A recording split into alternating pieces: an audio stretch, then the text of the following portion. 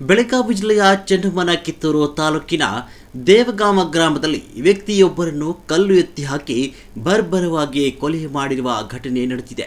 ಮಹಾಂತೇಶ್ ನಿಂಗಪ್ಪ ಅಚ್ಚೆನವರ್ 52 ವರ್ಷ ಮೃತ ವ್ಯಕ್ತಿಯಾಗಿದ್ದು, ಪ್ರಕಾಶ್ ಕಲ್ಲಪ್ಪ ಕಾಳಾರ್ 30 ವರ್ಷ ಎಂಬಾತರನ್ನು ಪೊಲೀಸರು ಬಂಧಿಸಿದ್ದಾರೆ. ಪ್ರಕಾಶ್ ಒಬ್ಬನೇ ಮನೆಯಲ್ಲೇ ವಾಸವಿದ್ದ ಎನ್ನಲಾಗಿದ್ದು, ಆತ ಇಲ್ಲದ ವೇಳೆ ಮಹಾಂತೇಶ್ ಮನೆಗೆ ಹೋಗಿ ಮಲಗಿದ್ದ.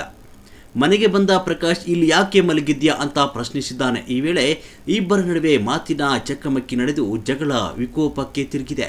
ಕೋಪಗೊಂಡ ಪ್ರಕಾಶ್ ಹತ್ತಿರದಲ್ಲಿದ್ದ ದೊಡ್ಡ ಕಲ್ಲನ್ನು ಎತ್ತಿ ಮಹಾಂತೇಶ್ನ ತಲೆಯ ಮೇಲೆ ಹಾಕಿದ್ದಾನೆ.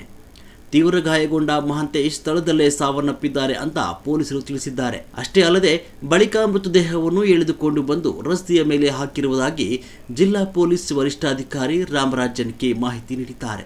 ಗ್ರಾಮ ದೇವತೆಯ ಜಾತ್ರೆ ನಡೆತಾ ಇದ್ದು ಸಂದರ್ಭದಲ್ಲಿ ಈ ಭೀಕರ ಕೊಲೆ ನಡೆದಿದ್ದು ಗ್ರಾಮಸ್ಥರಲ್ಲಿ ಆತಂಕ ಸೃಷ್ಟಿಸಿದೆ. ಪ್ರಕರಣ ದಾಖಲಿಸಿಕೊಂಡಿರುವ ಪೊಲೀಸರು ಆರೋಪಿಯನ್ನು ಬಂಧಿಸಿದ್ದು ಕಠಿಣ ಶಿಕ್ಷೆಗೆ ಒಳಪಡಿಸುವ ನಿಟ್ಟಿನಲ್ಲಿ ವೈಜ್ಞಾನಿಕ ತನಿಖೆ ಮುಂದುವರೆಸಿದ್ದಾರೆ.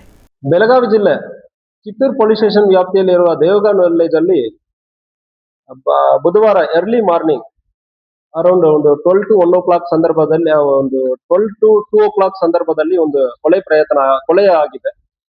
ಈ ಕೇಸಲ್ಲಿ ಮಹಾಂತೇಶ್ ನಿಂಗಪ್ಪ ಹುಚ್ಚನವರ್ ಸುಮಾರು 52 ವರ್ಷ, ಇವರು ದೇವಗಾನ್ ವಿಲೇಜ್ ಕಿತ್ತೂರು ವ್ಯಾಪ್ತಿ ದೇವಗಾನ್ ಗ್ರಾಮದ ವಾಸಿಯಾಗಿರ್ತಾರೆ.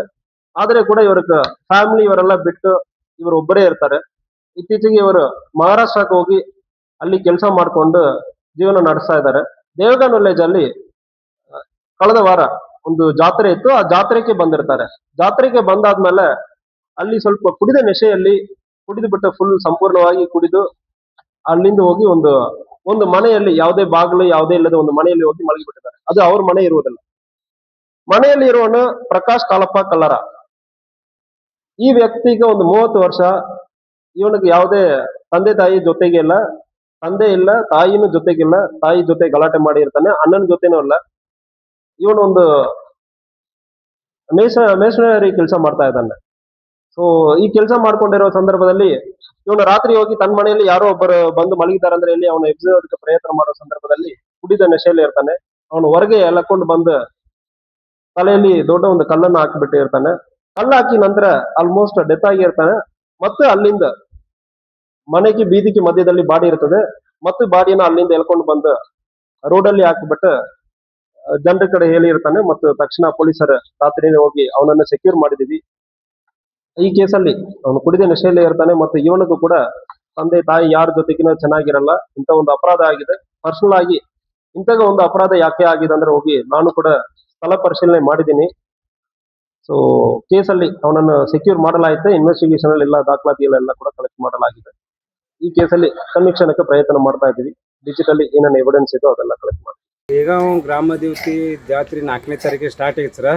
4ನೇ ತಾರೀಕಿಗೆ ಸ್ಟಾರ್ಟ್ ಆಗಿ ಇಲ್ಲಿಂದ ಬುಧವಾರ 6 ತಾರೀಕಿನ ದಿವಸ ಲಿಂಗದಳ್ಳಿಗೆ ಹೋದ್ ಸರ್. ಲಿಂಗದಳ್ಳಿಗೆ ಹೋಗಿ ಲಿಂಗದಳ್ಳಿ ಒಳಗೆ ರಸಮಂಜರಿ ಕಾರ್ಯಕ್ರಮ ಇತ್ತು ಸರ್. ರಸಮಂಜರಿ ಕಾರ್ಯಕ್ರಮ ಇದ್ದ ದಿವಸ ಬಂದಾಗ ನಮ್ಮದು ಬಾಬತ್ತಿದ ಮಂಟಾಣ ಸರ್. ನಮ್ಮ ಬಾಬತ್ತಿದ ಮಂಟಾಣದೊಳಗೆ ನಾವು ಅಲ್ಲಿ ಮೇನ್ ಒಬ್ರು ಮನುಷ್ಯರಿಗೆ ಇರಬೇಕಾಗಿತ್ತು ಸರ್.